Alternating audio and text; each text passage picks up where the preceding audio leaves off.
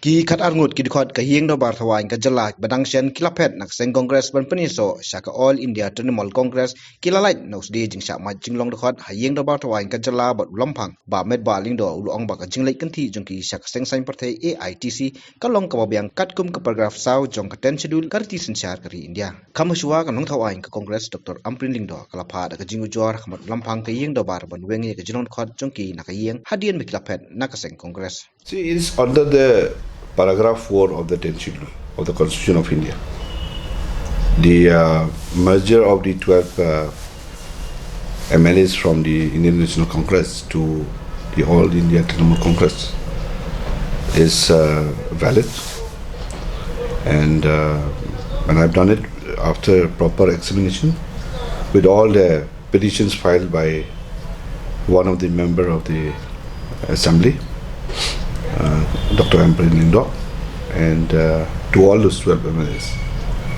And at the same time, I have served a notice to all of them, asking all those 12 MLAs to respond to the petition filed by the petitioner. And after examining the same in details, again, I found that the merger of those 12 MLAs from Congress to Trinamool Congress is valid. It's 2/3. So paragraph 4 of the 10th schedule of the Constitution talks about that. 2/3 of the party that they belong.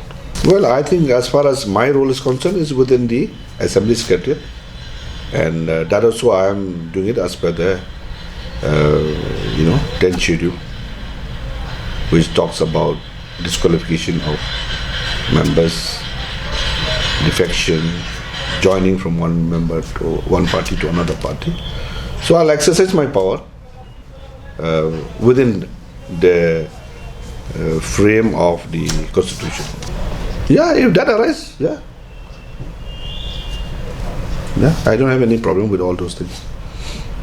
My ruling is as such that the defection of these 12 members is very much valid, and they have complied with the paragraph 4 of the 10th schedule of the Constitution.